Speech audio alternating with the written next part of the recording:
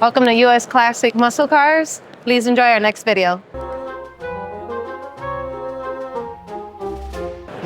Here at US Classic Muscle Cars, we had the opportunity to have an amazing interview with the designer of this Corvette, Peter Brock, who also was the former VP for General Motors. And that was an amazing interview. Please subscribe, like, and reshare. Hey, how's it going, everyone? We're here with US Classic Muscle Cars, and here we have a well-known car designer. Peter Brock, would you like to give us a little bit more insight on who you are and what you do? Well, I've started designing cars. My first job was working for General Motors when I was 19 years old, and I designed the 1963 Stingray Corvette.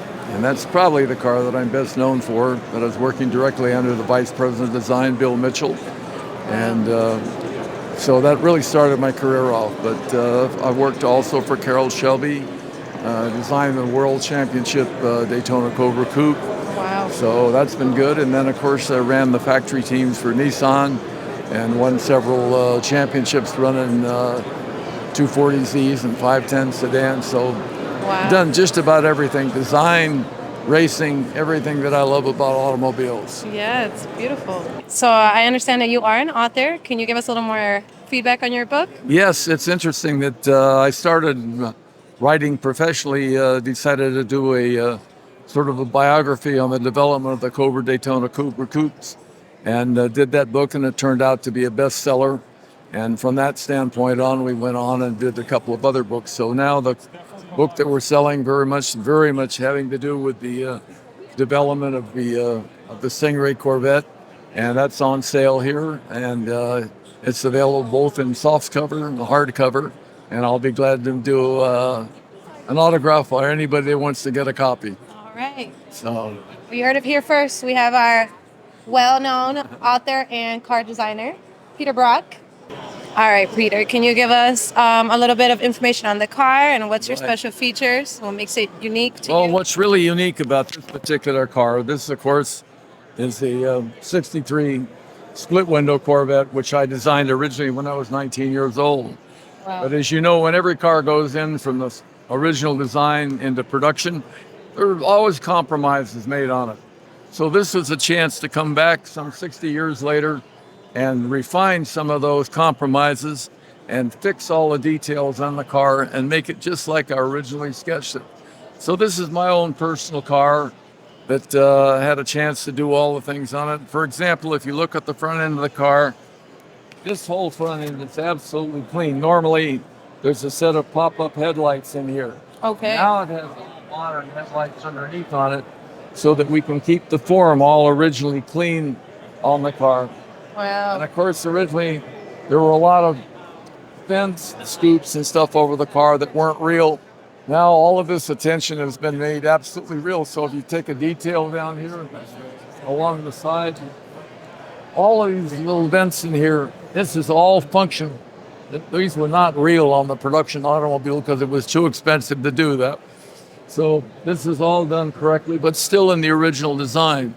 So if you look at the car, the whole purpose of the car is keep the car exactly as it was, but just refine the form.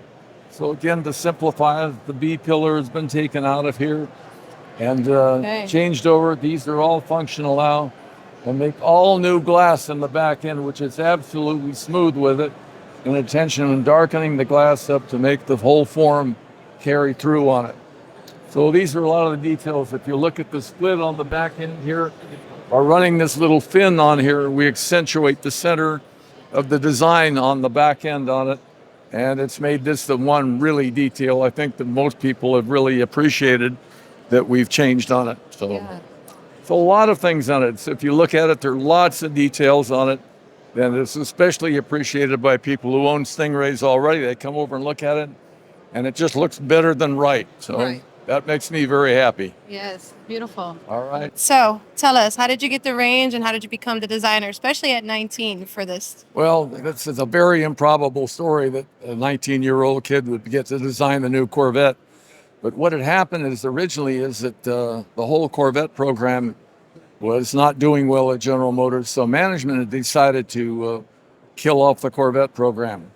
But the fact is that very dynamic leader was coming into the direction of design at General Motors, a man named Bill Mitchell. Okay. And he would love the Corvette. He was a guy that gasoline in his veins. He wanted to continue the Corvette program. So even though management told him that they were not going to do any Corvettes, he decided that he was going to go ahead and do the Corvette program anyway. And what happened is that because he could not take the idea of doing the new Corvette upstairs to the main Chevrolet design studio, he came down to the advanced design studio where they had the new intern designers, and I was working there just a couple of months. So the timing was absolutely perfect. And he found out that I was really very interested in the Corvette program. Yes. And wanted to go to work for GM, primarily to work on Corvettes. So when he discovered that I had a lot of interest in it, he asked me if I could, sketch some ideas that he had on a theme that he had worked up. And he liked the idea that I'd done, selected my work off the wall and said, okay, this is what we're going to do. So my original artwork became the car. You got to understand that these sketches were done in 1957. Wow. So the car didn't actually go into production until 63 because there was a lot of resistance within management to decide whether they're going to do it or not. Gotcha. So if it hadn't have been for a real powerful man like Bill Mitchell to force that through and get him to take the design. So he actually paid for it himself to do it, And so that's how the whole program came about. Yeah.